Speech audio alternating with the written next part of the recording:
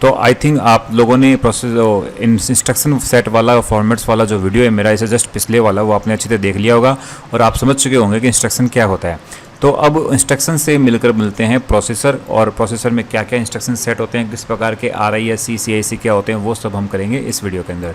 तो बिना वक्त गए चलिए स्टार्ट करते हैं।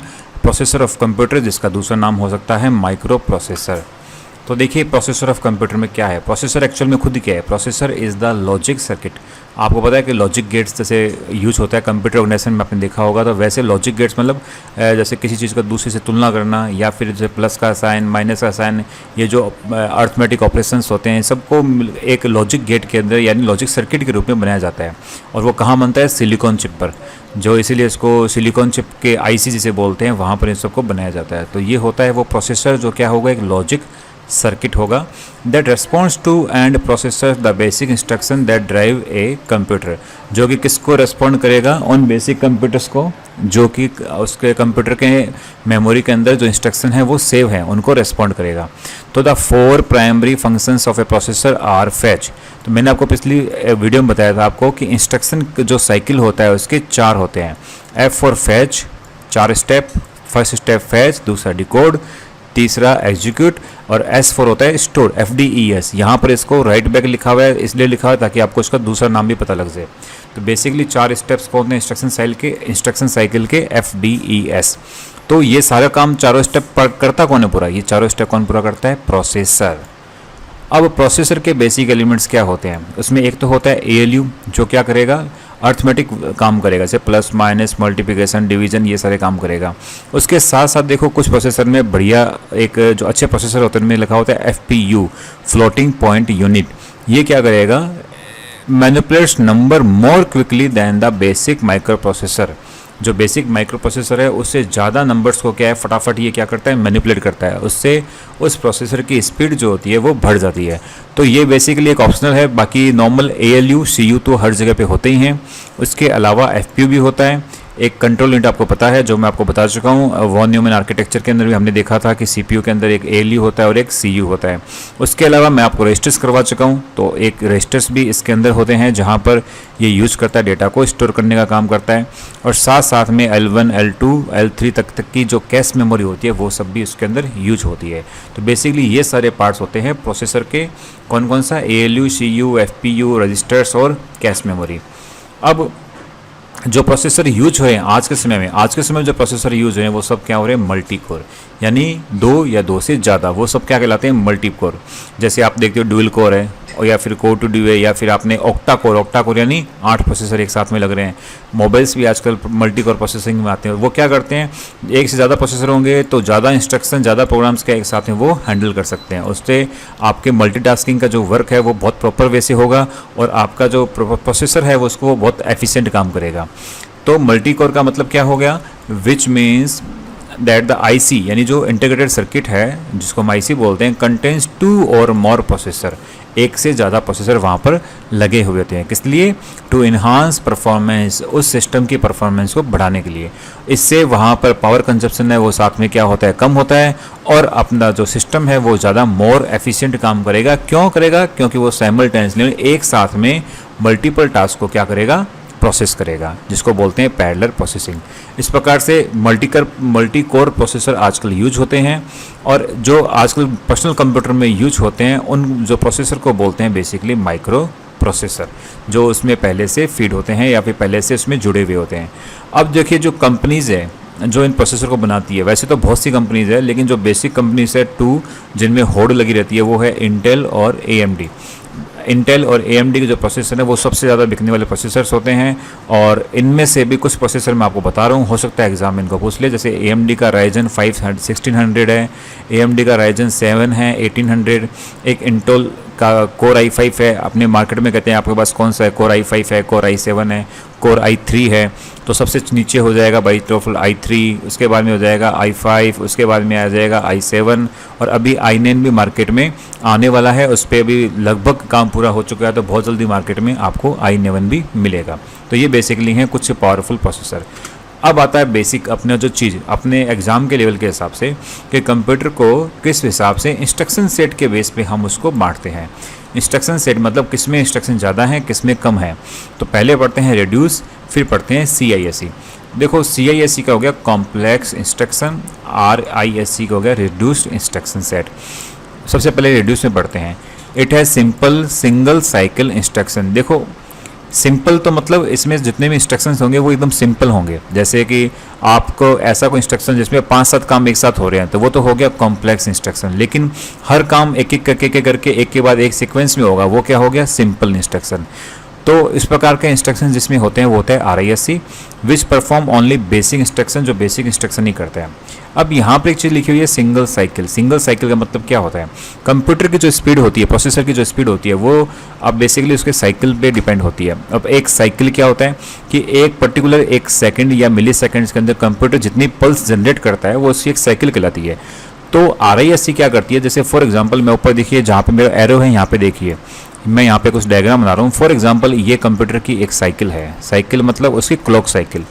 तो इसमें मैंने कितनी बनाई, 1 2 3 4 5 6।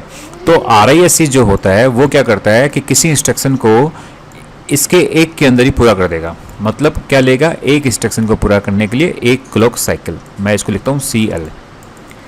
तो 2 के लिए 2, 3 के लिए 3 और 6 के लिए 6 क्लॉक साइकिल यूज करेगा RISC। इसके बाद जस्ट बाद हम करेंगे CISC। तो मैं साथ में इसको कंपेयर करते समझाता हूँ कि CISC क्या करेगा, पूरे के पूरे 6 जो क्लॉक साइकिल है वो किसके लिए लेगा, एक इंस्ट्रक्शन के लिए। क्यों, क्योंकि उसका इंस्ट्रक्शन फॉर्मेट क्या होता है, कॉम्प्लेक्स होता है। तो RISC सिर्फ एक क्लॉक साइकिल के अंदर एक इंस्ट्रक्शन पूरा कर लेगा और CSI एक से ज़्यादा लगभग 7 इंस्ट्रक्शन साइकिल लेगा, 7 क्लॉक साइकिल लेगा एक इंस्ट्रक्शन को पूरा करने के लिए। आगे इसको जब CISC में करेंगे तो और अच्छे से समझ में आ जाएगा ये। तो इंस्ट्रक्शन साइकिल के अंदर जो सिंगल साइकिल होता है वो क्या होता है, क्लॉक साइकिल। अब बात करते हैं RISC आर्किटेक्चर, जो does not have hardware advance function, जिसके अंदर एडवांस फंक्शन नहीं होते हैं। RISC हैज़ फीवर इंस्ट्रक्शन, इसकी जो इंस्ट्रक्शन की जो संख्या होती है वो कम होती है। जैसे कि अगर CISC में 200 से 250 होते हैं तो इसके अंदर 135-140 के आसपास ही इंस्ट्रक्शन होते हैं। And require fewer transistor. देखिए जो सारा सिस्टम होता है वो ट्रांजिस्टर पे डिपेंड करता है, क्योंकि ट्रांजिस्टर जो है वो 0 और 1 पर काम करते हैं। तो ट्रांजिस्टर जितने ज़्यादा होंगे वो उतना ही ज़्यादा हीट प्रोड्यूस करेगा। तो RISC के अंदर क्या होता है, ट्रांजिस्टर की संख्या कम होती है, इसलिए क्या ये हीट भी कम प्रोड्यूस करता है और साथ ही अपना जो प्रोसेसर की कॉस्टिंग होती है वो भी ऑटोमेटिकली क्या हो जाती है, कम हो जाती है। और इसमें जो क्वेश्चन पूछा जाता है कि RISC के अंदर इंस्ट्रक्शन साइज क्या होता है, तो इसमें इंस्ट्रक्शन साइज क्या होता है, फिक्स्ड, जैसे 32 बिट का। तो आपका इंस्ट्रक्शन साइज क्या होगा, फिर 32 बिट का ही कोई इंस्ट्रक्शन होगा, ना तो उससे बड़ा ना छोटा। तो प्रोसेसर को क्या है कि ढूंढना नहीं पड़ता कि इंस्ट्रक्शन का एक्चुअल में साइज कितना है, उसे पता है कि मेरा इंस्ट्रक्शन 32 बिट है तो उसके हिसाब से ही वो काम करता है। इसके अलावा RISC की कुछ और देखते हैं अपने। इसकी जैसे बताया मैंने आपको कि इसकी प्रोडक्शन कॉस्ट क्या है, वो कम हो जाएगी। प्रोडक्शन कॉस्ट इसकी पहले CISC की तुलना में इसकी कम रहती है। क्यों, क्योंकि ये ट्रांजिस्टर्स भी क्या करेगा, कम यूज करेगा। इसके बाद इंस्ट्रक्शन सिंपल इन नेचर, जो इंस्ट्रक्शन होते हैं वो एकदम सिंपल होते हैं नेचर के अंदर, कोई भी कॉम्प्लेक्स इंस्ट्रक्शन नहीं होते। Are executed in just 1 clock cycle, आपको समझाया मैंने कि एक क्लॉक साइकिल के अंदर एक इंस्ट्रक्शन रन हो जाता है और इस चीज़ से speed of the program execution, उस प्रोग्राम का जो एग्जीक्यूशन है यानी उसकी स्पीड है उस प्रोग्राम को करने की वो बढ़ जाएगी और वो किससे फास्ट होगा, CISC से। तो अगर आपके सामने क्वेश्चन पूछा जाए कि RISC और CISC में फास्ट कौन है, तो आपका आंसर क्या होगा, RISC, जो कि CISC से ज़्यादा फास्ट है। इसका एग्जाम्पल देख लो, एप्पल का मैक G3 जो आता है कंप्यूटर, वो उसमें अपना RISC ही प्रोसेसर यूज़ हो रहा है और पावर PC के अंदर भी RISC यूज़ होते हैं। अब बात आती है CISC, इसका है कॉम्प्लेक्स इंस्ट्रक्शन सेट, यानी कॉम्प्लेक्स एक से ज़्यादा इस तरीके से ऐसे इंस्ट्रक्शन जो सिंपल नहीं है, कॉम्प्लेक्स लैंग्वेज में बने हुए हैं और उसको 5 से 7 काम वो एक बार में करते हैं। अब यहाँ पर वापस से वो मैं डायग्राम बनाता हूँ। फॉर एग्जांपल ये है एक क्लॉक साइकिल। अब CISC कैसे काम करेगा देखिए, वापस से बता रहा हूँ इसको। RISC के अंदर क्या कर रहा था कि एक क्लॉक साइकिल एक इंस्ट्रक्शन के लिए इनफ था। अब यहाँ पर ये 6 के 6 क्लॉक साइकिल चाहिएंगे CISC के एक इंस्ट्रक्शन को पूरा करने के लिए। तो बेसिकली 1 से लेकर 7 जो क्लॉक साइकिल्स लगते हैं CISC के इंस्ट्रक्शन को पूरा करने के लिए। तो CISC के बारे में आपको बताया कि थोड़ा सा इसमें क्या होता है, जो इंस्ट्रक्शंस होते हैं वो कॉम्प्लेक्स टाइप्स के होते हैं और साथ साथ में इसका जो इंस्ट्रक्शन सेट होता है वो भी क्या होता है, लार्ज होता है, बड़ा होता है। अगर RISC के अंदर 140-50 के आसपास इंस्ट्रक्शन है तो यहाँ पर 200 से लगभग 250 के आसपास इंस्ट्रक्शन सेट इसके अंदर आपको मिलेंगे। और इसके अंदर जो इंस्ट्रक्शन होते हैं वो simple fast instruction for performing basic task as well as complex instruction that correspond to statements in the high level language. तो CISC के अंदर क्या होंगे, कॉम्प्लेक्स इंस्ट्रक्शंस पाए जाते हैं और RISC के अंदर सिंपल। अब बात करते हैं इनमें, जैसे आपको बताया मैंने, इंस्ट्रक्शन की संख्या कितनी होगी, 200 से 300 के पास में इसकी संख्या होगी। और जब इंस्ट्रक्शन सेट लंबा होगा तो वहाँ पे ट्रांजिस्टर की संख्या भी क्या होगी, ज़्यादा होगी। ट्रांजिस्टर की संख्या ज़्यादा होगी तो वो क्या करेगा, हीट को ज़्यादा प्रोड्यूस करेगा, साथ साथ में वो क्या होगा, महंगा भी होगा आपका कंप्यूटर। तो अगर ये पूछा जाए कि RISC और CISC के अंदर दोनों में से जो फास्ट कौन है, तो फास्ट कौन है, RISC, ठीक है। दोनों में से महंगा कौन है, तो CISC। फिर पूछा जाए कि दोनों में ट्रांजिस्टर ज़्यादा किस में यूज़ होते हैं, तो CISC। अब साथ में एक चेंज और इसमें और होता है कि RISC के अंदर जैसे मैंने बताया था कि कोई भी इंस्ट्रक्शन होता है वो कितने बिट का होता है, 32 बिट्स का। लेकिन CISC के अंदर क्या होता है, 8 बिट का हो गया, 16 बिट का हो गया, 32 बिट का इंस्ट्रक्शन हो गया। तो इंस्ट्रक्शन की संख्या जो इसका साइज होता है वो बार बार होता है चेंज। इसलिए बार बार प्रोसेसर को ढूंढना पड़ता है कि उसका इंस्ट्रक्शन किस साइज का है, 8 बिट का, 16 बिट का, 32 बिट का, उसके हिसाब से उस पर उसको एक्शन लेना पड़ता है। इसलिए उसकी स्पीड क्या हो जाती है, RIS से थोड़ी सी कम हो जाती है। तो देखो, this results in the processor time being spend in calculating where each instruction begins and end. उसको ये समझने में टाइम लग जाता है कि इंस्ट्रक्शन कहाँ से स्टार्ट होगा और कहाँ पर ख़त्म होगा। जबकि RISC सीधा 32 बिट का है तो उसका दिमाग क्लियर होता है कि हाँ भी एक 0 से स्टार्ट होगा, 31 पे ख़त्म हो गया, यानी 32 बिट इसमें यूज होंगे पूरे, जो एक इंस्ट्रक्शन को कंप्लीट करेंगे। इसके बाद में with large number of application software programs being written for the processor, a new processor has to be backward compatible.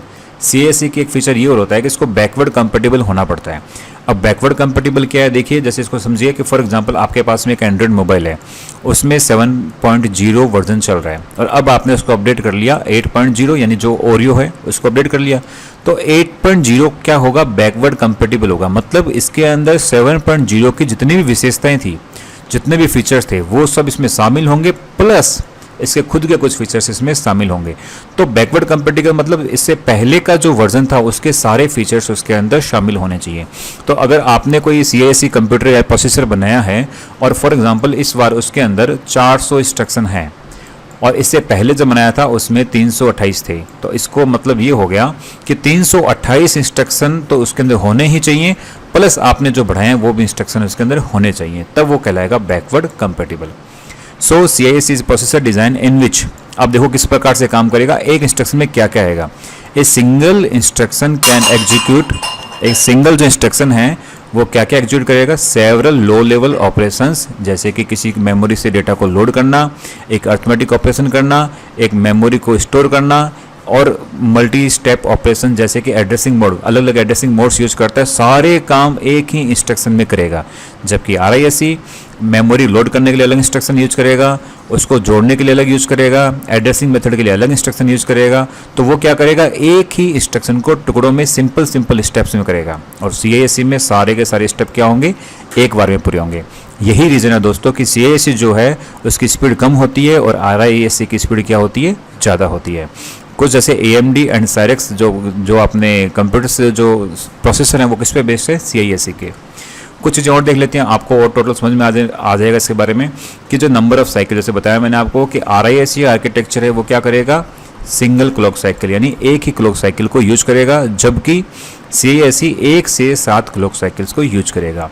Power consumption की बात आती है तो RISC जो पावर कंजप्शन कम यूज करेगा, क्योंकि जैसे मैंने आपको बताया था इसके ट्रांजिस्टर की संख्या इसमें क्या होती है, कम होती है, laser number of transistor in RISC, जबकि CISC के अंदर ट्रांजिस्टर की संख्या क्या होगी, ज़्यादा होगी तो वो ज़्यादा हीट प्रोड्यूस करेगा।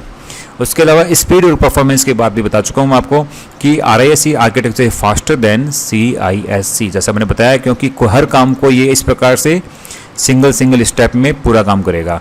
और अगर फॉर एग्जांपल ये एक सिंगल काम है तो RISC इसको इतने स्टेप में पूरा करेगा। ये हो गया RISC और ये पूरा एक काम करने के लिए हो गया CISC। तो इस पूरे काम को जब तक उसको रिजल्ट नहीं देगा, जब तक वो पूरा काम कंप्लीट नहीं होगा। और आईएससी उसको टुकड़ों टुकड़ों में करते हुए उसका रिजल्ट देता रहेगा और लास्ट में रिजल्ट फाइनल निकल भी जाएगा। तो कहने का मतलब है कि आरआईएससी की जो प्रोसेसर है वो ज़्यादा फास्ट काम करेंगे और सीआईएससी के आरआईएससी की तुलना में कम काम करेंगे।